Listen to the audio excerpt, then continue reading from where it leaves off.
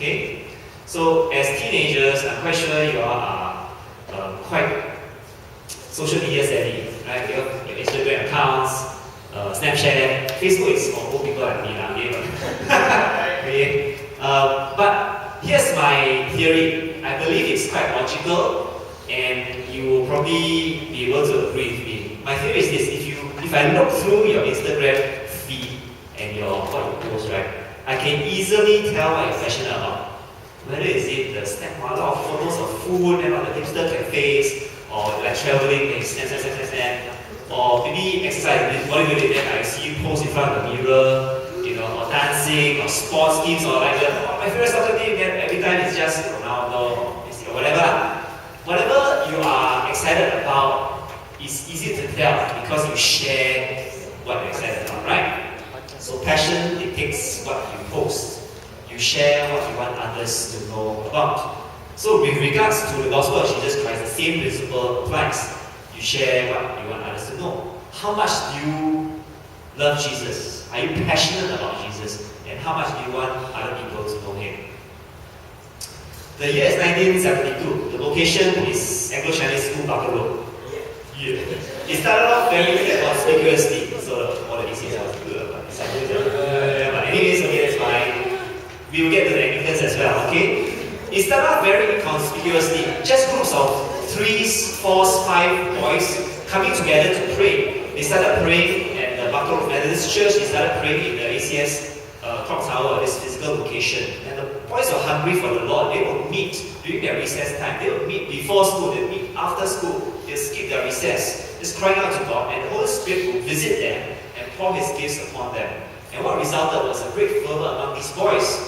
They would memorize scripture, they would Bible study together, they pray together, they do personal evangelism together. So Reverend Malcolm Tan is a Methodist pastor. He shares, like during that time, as he was a boy then, after being saved, witnessing became part of our practice. We would bring friends to the clock tower, we would share with them, we would witness to them, we would sit under the tree, we would share the gospel using our little pocket New Testaments, and if they wanted to receive Christ, we would drag him to the clock tower, and there and then we would say the sinner's prayer. But this phenomenon did not stop in ACS, because once news of what God was doing started filtering through, it spread. Students from other schools, Dunham Tech, Tanjung Katong Girls School, Anderson Secondary School, Raffles Girls School, St. Andrews School, etc. It spread. So Reverend Hugh Baker, a Pentecostal preacher during that time, he lived near Barker Road and he opened up his house, ministered to ACS boys, and he shared that the move of God really moved into the churches, beyond the schools, went to the churches. So he shares, God found channels in the Anglican church, he found channels in the Methodist church, he found channels in the Baptist church, and that's a miracle. He found people who were willing to channel the Holy Spirit to move through. So, dear friends, many of you and I, we come into the Christian tradition because of actually this move of God in Singapore. It's now known as the Clock Tower Revival, ACS Clock Tower Revival. Many of our current city pastors and leaders were born out of that, right? But here's the thing, I believe that God wants to do a brand new work of God in this generation, in you, and the people sitting around you. To raise up believers who are passionate about God and the gospel, who will be instrumental in God's harvest. That's why we're involved in the celebration of hope. Okay, so evangelism and sharing the gospel is the end goal. How do we get there? How do we attain a passion for God that will motivate us to share Jesus with others? I'm going to share with you a 3-step process. I'm going to take you through a passage of scripture found in Isaiah chapter 6. So if you have your Bibles, even if it's on the phone, turn with me to Isaiah chapter 6. For those of you who don't know where Isaiah is, it's somewhere between Genesis and Revelation. Okay? Hint. Okay.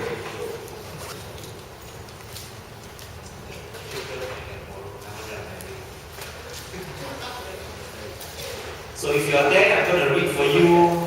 I'm going to read from the New American Standard, which I use, but whatever version you have, please just follow one from there. Isaiah chapter 6, we're going to read from verse 1 to verse 8.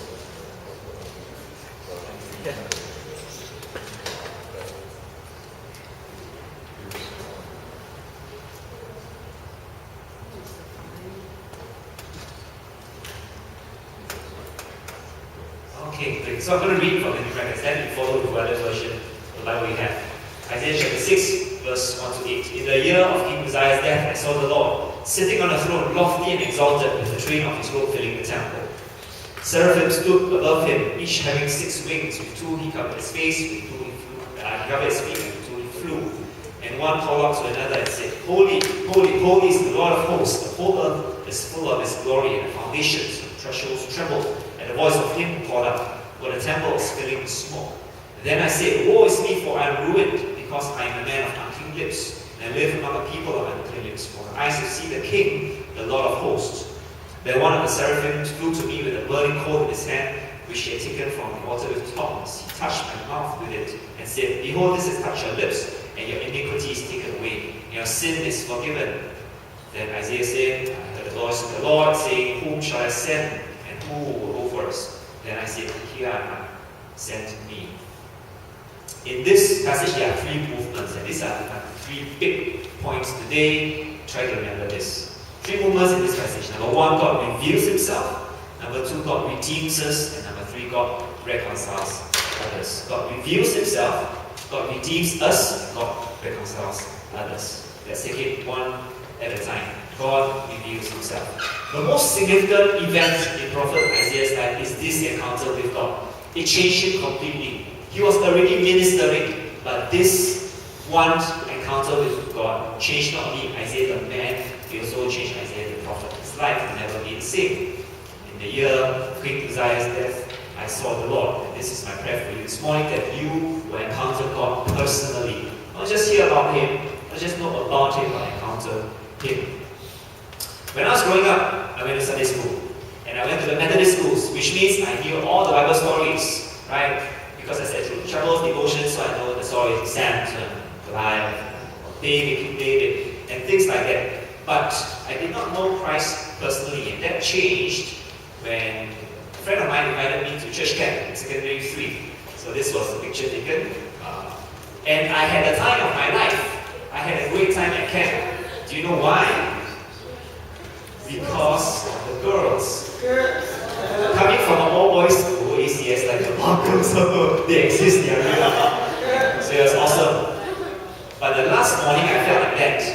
It's a real picture again. Okay? I felt like that because, of course, you can guess maybe, because I won't see the girls' game. Quite sad. And you know what made it worse? We were sitting there, and the preacher started preaching, the pastor. So what I'm doing now, but he was sharing, and I was like, oh, this is very scary. And then, for the first time when the pastor shared about the love of Christ, how much God loves us by sending His Son Jesus Christ to die on the cross, to pay for my sins so that I can have eternal life. I've heard this before, probably. But in that moment, the Holy Spirit touched my heart and really revealed that God really loves me. So when the pastor invited those who wanted to become Christian to come to the front, I found myself there, standing in front of a bunch of teenagers, all committing ourselves to God, and just crying, having tears. Encountering God. This is what I want for you this morning, to encounter God. There are 2 aspects of God found in this passage. Okay? 2 attributes of God. God is sovereign, God is holy. God's sovereignty is implied, God's holiness is more obvious. But let's take it one at a time. God is sovereign. It says, in the year of King Uzziah's death, I saw the Lord sitting on a throne. I want you to see this very deliberate contrast. Earthly king dead, heavenly king still enthroned. Okay? When a king dies, it's a political turmoil. Imagine we wake up this morning, open our street times, PMB dies. Right? It'll be a moment of national uncertainty. So when King Uzziah died, not only was there political uncertainty on the internal, because on the external, at every point in time, there were enemies, nations, there were enemies of Israel.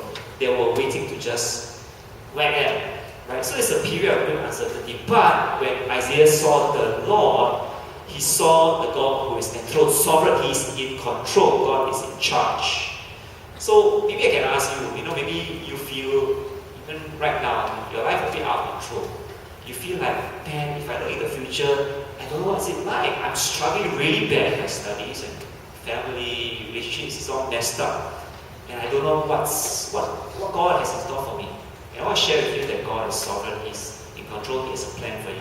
Many years ago, I faced a similar situation. It's a period of great uncertainty. And what I was uncertain about was actually everything with regards to my future in terms of my work. There's unstable, uncertain, in terms of relationship, no one on the horizon. I was asking God, so what do you have for me? Okay. So I was on a mission trip in Japan. This was a picture taken then. And when I was flying back from Japan to Singapore, I was seated next to my teammate. And this teammate, I only got to know on that trip, so we don't know each other very well. But as we were chatting about the trip, he passed me a slip of paper on which he had written a couple of verses on it. And he told me, I feel God has something to share with you. So pass it to me. So I was like, oh, thank you. So I took it and I opened it and I read it. And part of the verses that he wrote was from Psalm 128. You don't have to turn there. I read for you. Okay? Psalm 128 says, how blessed is everyone who fears the Lord, who walks in his ways. When you shall eat of the fruit of your hands, and of your work, you will be happy and it will be well with you. Your wife shall be a fruitful vine within your house. Your children like olive plants around your table. So when I read that, I was like, everything that I was like asking God about and everything that was uncertain in my life, God spoke to me and said, don't worry, I'll take care of you. Serve me, follow me, I'll take care of you. And that's what God has done. Years later, I can testify that God has been faithful. He has blessed me and provided for me with a lovely wife, 2 children, and I've been in ministry for many, many years. God has not shortchanged me. And so young people, I ask you this question: whom are you living for? Are you living for yourself? You're just trying with all your might to pursue your dreams? Or are you following God and trusting that He will provide for you? When Jesus says, Matthew 6:33 is a very familiar passage, says, but seek first His kingdom, His righteousness, and all these things, all you need for your life, work, studies, boyfriend, girlfriend, wife, husband, in the future, He will provide for you. But follow me, be about my business, but be about my kingdom's work. Share the gospel, make disciples. Because He's sovereign, He's in control, He will take care of you. So that's one, God is sovereign. Next, God is holy. What does it mean for God to be holy?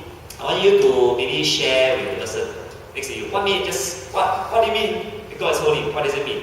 And then maybe I'll ask for some answers.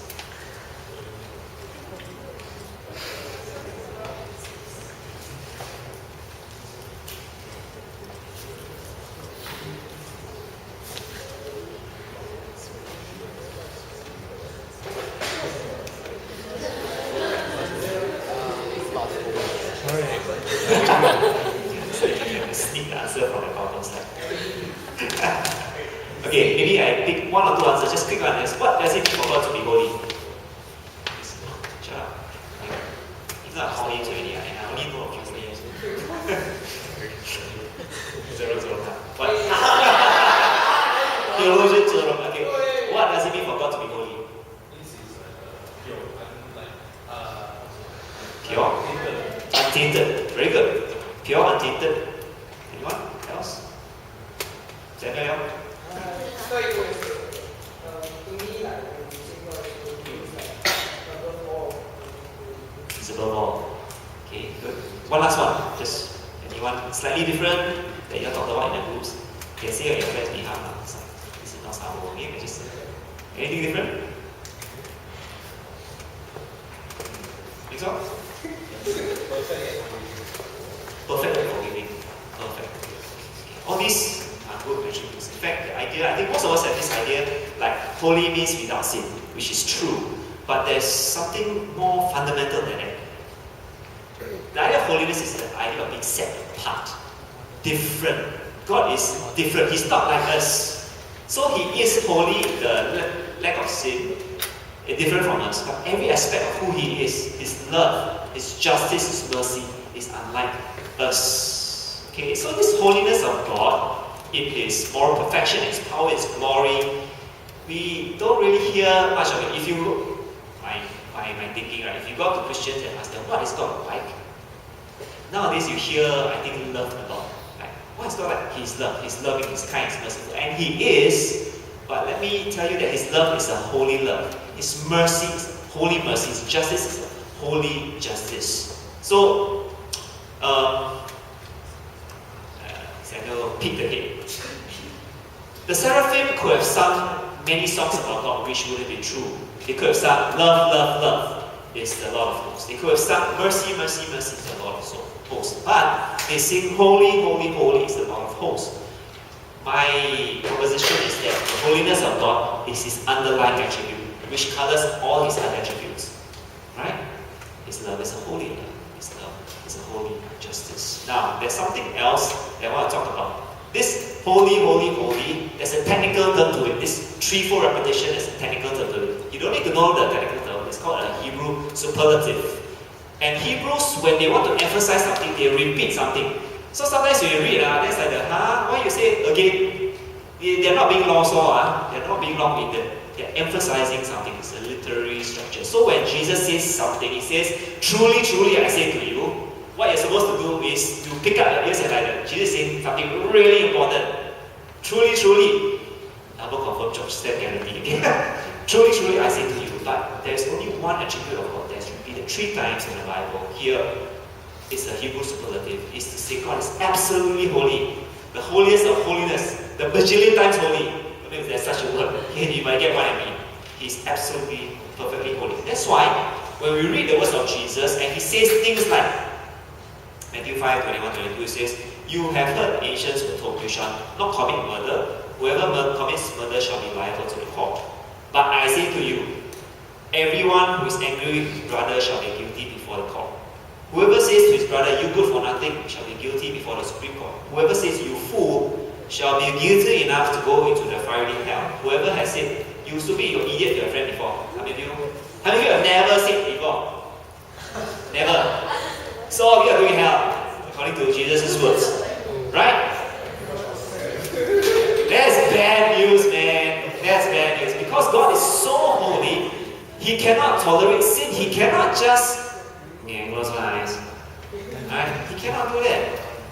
And look at how Isaiah responds to the revelation of God. Okay, this is what Isaiah says. He says, woe is me, for I am ruined.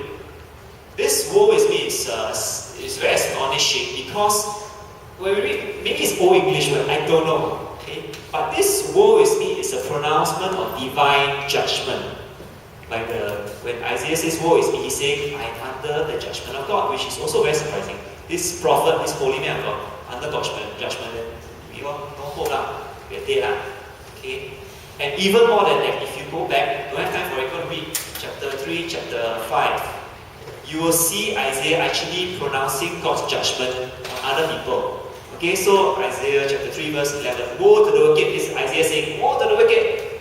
Isaiah chapter 5 verse 8, 11, 18, 20, 21, 22. Woe to those, woe to those, woe to those, woe to those, woe to those, woe to those. Isaiah chapter 6, he sees God and he said, woe to me.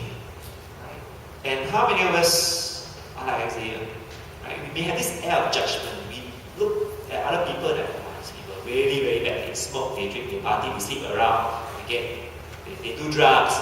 I'm not like that. Alright?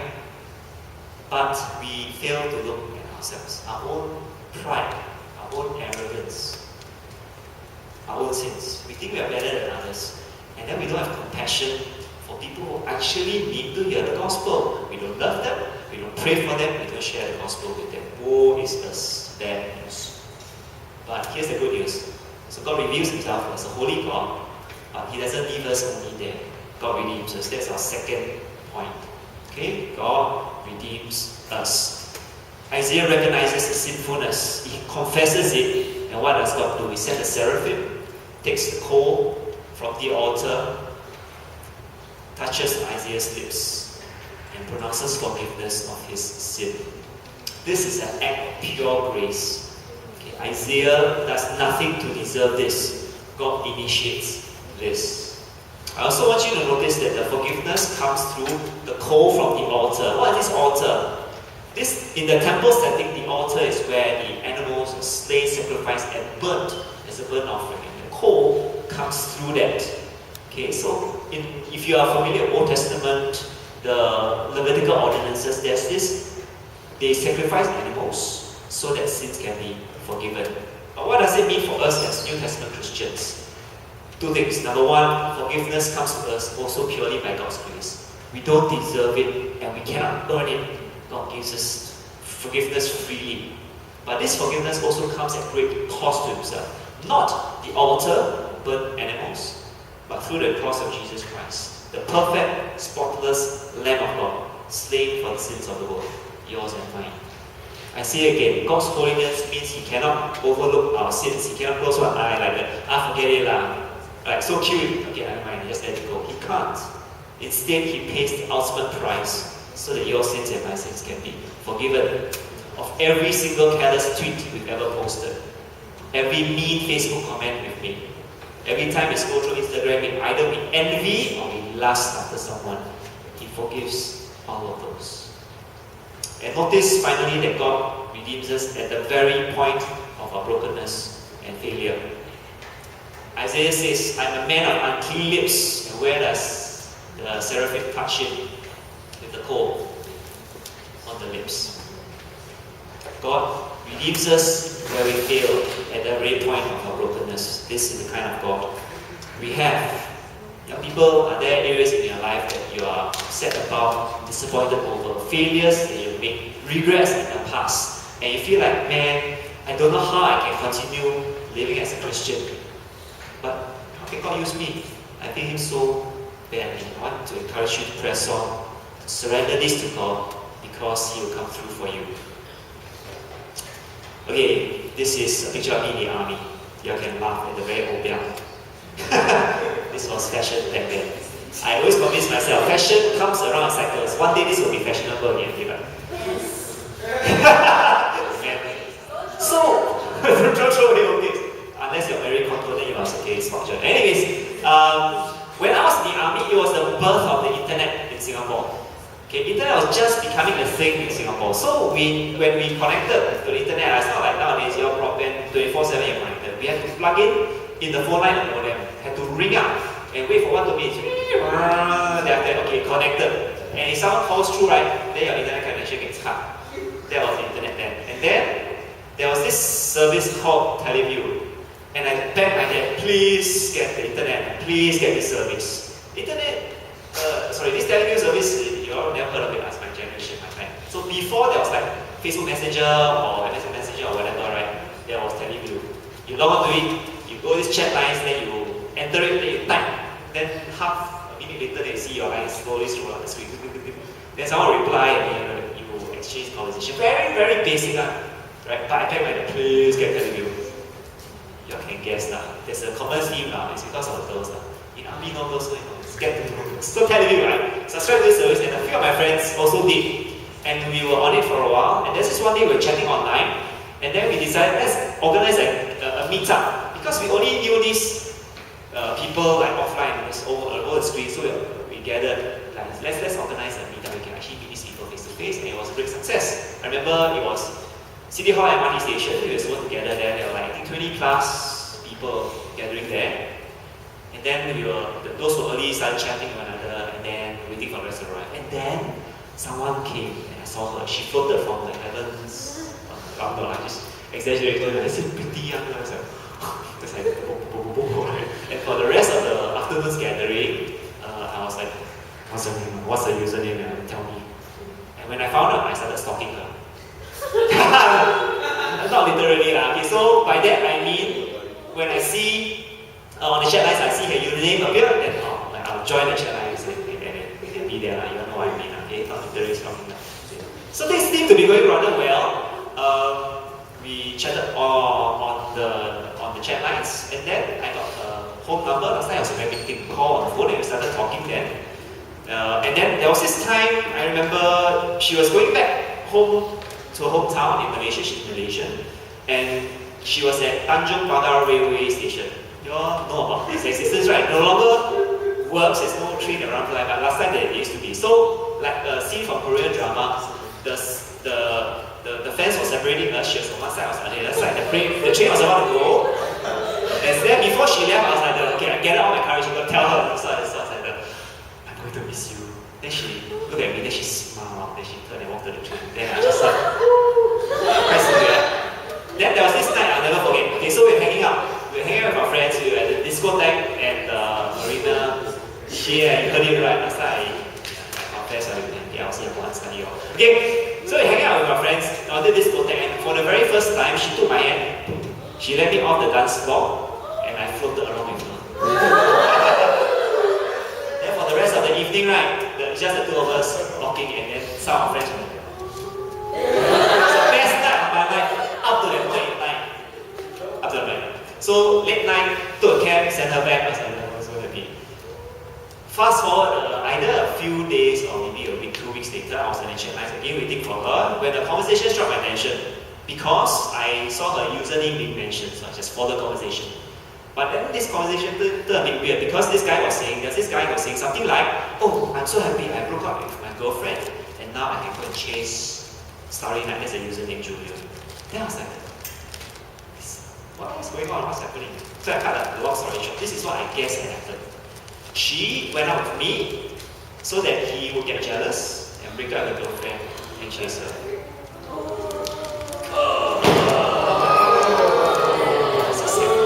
A week, 2 weeks later, right, they got attached. Then when I met them, I was like, I'm so happy for y'all. But inside I was like, oh shit, you know, what ouch. But in God's plan and sovereignty, it was a very good thing for me to have happened. And the reason why I tell you is this, I was preparing to enter university, so I decided with my best friend we would attend a Christian camp, so we chose one. We went to attend Campus Crusade for Christ Freshman Foundation Camp. And during the camp, I tell you, God really just met me in a very personal way. All the messages that God was sharing, I was like, oh, this is for me. And God was just healing my hurts and saying to me, Aaron, just release, let go, surrender. And this is what I did. Right? And God met me at the point of my brokenness. From placing my hopes and dreams of happiness in a person to say, no, it has to be upon God. Right? And discovering the love of God for me. Okay? So this is what God does. He redeems us where we are at. Whatever it is you feel like, man, you're struggling with, or you're upset about, or disappointed, you regret, place it into God's hands. He's going to redeem it. Let me share a little bit more about my journey. After I joined the camp, I continued with the ministry of Campus Crusade. And so I started being discipled in a small group. I started learning to share my faith. In the very first camp that we had as a training camp, we learned how to share the gospel using the 4 spiritual laws booklet. Have you ever heard of it? Last time, very famous. You see people a yellow booklet, you run because they're going to share gospel with you. And that's what we did, right? We would actually go to the streets to share the gospel. Like after the training camp, we go out to the streets. We go to Orchard Road, Tiong Bahru, wherever our teams were sent, we go and share the gospel. And my very first time going to the streets, I shared with a few people. 2 of them actually prayed to receive Christ. Amazing.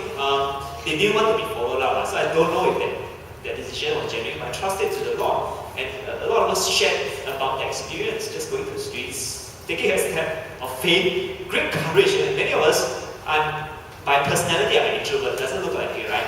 But this is not natural to me. It's something that I have to do. But it's something that God just empowers us as we do it. Okay?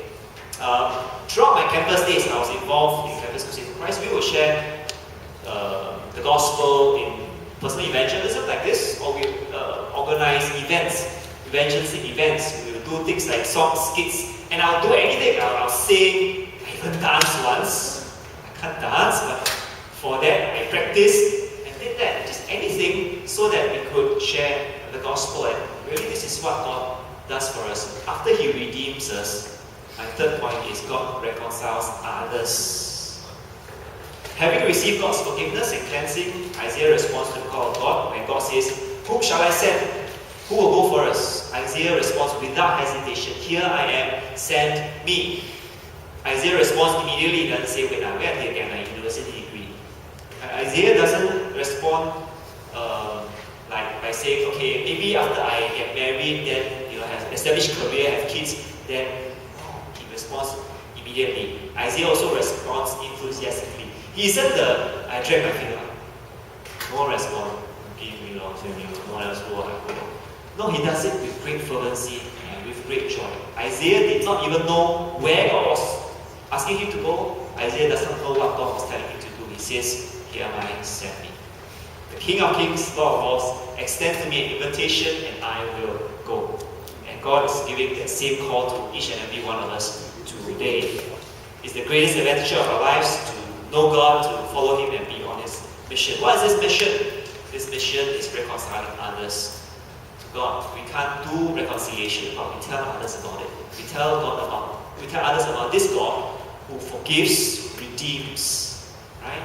That's what we are called to do. So how do we share the gospel? This last part about how is important, but it's really not the most important. The first thing, which is why my first 2 points, is really to get you to say, first look at loving Jesus.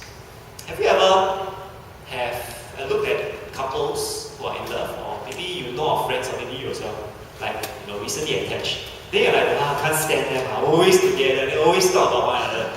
Then, out from the mouth, my girlfriend so wonderful, my boyfriend so sweet, everything about the person. But that's very natural, right? When you love someone, it's very natural that you speak about the person. If you love God, you will speak about God. You share about God. So I come to practical steps. How do we do it? These are not the be all and end all of how you do it, but number one, you could form prayer groups in your class, in school. Find your classmates or schoolmates who are Christians and say, can we gather to pray? Pray for one another, encourage one another, and pray for your friends, like the classmates or schoolmates, CCA mates, whatever. And as God opens the door, then do what God needs you to share gospel, share testimony, invite the church, whatever. When I was studying in Anglo-Chinese Junior College, I was very glad because one of my classmates initiated just a prayer group. And so we would meet maybe once a week, the Christians together, we just share, we pray for one another, and then we start praying for our classmates. And this friend would also invite them to church, like Christmas service or whatever, just invite, and some of them would go. Now, one of the ladies in our class, her name is Joyce. Does this have a blazer? This lady here, hardcore, like Buddhist, and Joyce and I became very close friends, and we talked a lot. And part of our conversation would be talking about the faith, because we're in CJC, there's chapel devotions. Then she would always be mocking and saying things that, and having conversation with me, and just trying to discredit Christianity, basically. So I had long conversations with her. And if there's one person, like the epitome of someone who will never come to be a Christian, right, it's Joyce. Right? So we studied, we graduated from college. I went into the army. She went to university. Somewhere in the first year in university, I heard news. Joyce has become a Christian. And John, really? I mean, joyful, but like, but this is what God did. And I believe that this small group, in reaching out to her, this small group in praying for our classmates, was instrumental in what God did in her heart and transformed her life. She's very on fire for God. She's planted in church, she attends Bible study fellowship. She shares her faith very boldly and firmly. Sometimes even more than me, like maybe ashamed.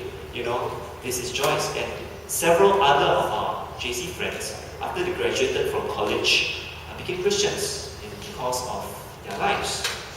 So this is one thing that you can do. Doing outreach together is also less scary than doing it alone. Just find friends or prayer groups and do that. So that's one. Number two, very practical, is something you may have done. I saw this in, I think, the bulletin, something about personal testimony. And so, sharing your personal testimony is not the same as sharing the gospel, but it can be a bridge to it. And the power of the personal testimony is that you can share it in many daily circumstances. Your friend asks you, why you become a Christian? Or what's the difference in your life? You can share about why you became a Christian. So, I want you to imagine a hypothetical scenario in which I'm with some of my friends, and we are talking about current affairs, and we are talking about, say, the most recent New Zealand shootings. And then let's say the topic of death comes up, and fear of death. And I can say something like this, and this is true of my testimony. I can say something like, my friends are here, I was like, guys, I'm also actually afraid of death. Before I was a Christian, I was really afraid to die. I remember there was this time, it was raining heavily, and I was going to go home, and I stopped at the bus stop near my home. But between my bus stop and my home is quite a distance. So I remember that day, the rain was falling and the lightning was striking, and I just prayed to God, God, I want to die today. And I ran as fast as I could, all the way until I reached shelter. Then I reached home and I was like, I'm still alive. And you know, I was afraid of death because I didn't know what comes after death. Is there heaven? Is there hell? Where will I go? How would I know? But when I became a Christian in secondary 3, my friend invited me to church, and I heard about how God loves us so much that He gave His Son, that whoever believes in Jesus Christ will not perish, will not have eternal death, but have eternal life. So now as a Christian, I no longer fear death because I know what comes after death. There's eternal life by trusting in Jesus. This is a small snapshot of what you can share. Of course, not my testimony, your testimony. When your friends ask you, perhaps your testimony is overcoming rejection or failure or loneliness, and your friend says, I feel lonely, I feel rejected, I feel like there's no hope. And then you can share that. Very natural, it comes up in the conversation. Okay, so prepare your testimony. Your testimony can be very simple. The one is has many parts. You can share in 3 parts. What your life was like before you became a Christian, how you became a Christian, and what your life was like after you became a Christian. 3 simple parts. So prepare it, make it short. Don't bore your friends with a sermon like, hey, how you become a Christian? 30 minutes later, you're the person, right? Then you still keep it 3 minutes, short, sharp. Prepare it, because I've shared my testimony like countless times because I actually memorized my testimony, so I can share in various contexts. Okay. A few tips. Number 1, don't exaggerate. Don't exaggerate. Like you hear testimonies of other people, wow, one day, like I tried, I did that, next day I became Christian, then no longer want, then you share something like that, and no, that's not you at all. Don't exaggerate. That's number 1. And don't use like overly Christian terms. You be in church for some time, you use the Christian terms. You know, after God saved me, He sanctified me. Non-Christian friend, see me sanctified, I can eat or not. Use like layman's terms. Share simply. Okay? Pray and ask God for opportunities. When you are sensitive, you are able to direct conversations that way. Don't make it too, like, it doesn't flow in conversation, but if it comes out and it's close to it, just say, can I share how I became Christian? Can I share what God has made the difference in my life? Okay, so that's number 2. And finally, learn how to share the gospel in a concise manner. Now, I don't know if CHS has provided trainings on how to share the gospel, but nowadays, right, we have smartphones. Actually, smartphones makes a lot of things easier. As a student where I was in Campus Crusade for Christ, I actually memorized the small spiritual laws booklet from cover to cover, word for word. Right? That was how we actually did it. Okay, but now you have this. Okay, so you can take out your phones and go scan the app. This app, you can just say, this one is the 4 spiritual laws. You can use any one you want. Okay, but this is just one which you can use. It's graphic, it's simple, you just read through it. Okay, and then there's even if I'm not mistaken, a prayer, how to pray to receive Christ. So you can use it. The slides, don't worry, if you can't catch it now, I'll pass the slides to maybe Stephen and you can look at it later on. But actually, right, you can use any tool to help you. Okay, how to share the gospel. Okay, what's my time back? We have 12. We are going to end very soon and I'm going to come to close. We've come a very long way this morning. So I'm going to wrap up, remind you of the 3 things that God does. God first of all reveals Himself. He's the loving, sovereign, and holy God. God who redeems us, forgives us, cleanses us, and the God who now sends us to reconcile others to Himself. God is still calling out to every one of us who are Christians, who are His children. Who's going to go for us? Who shall I send? And I pray that for each and every one of us, we will respond to God. Here am I, send me.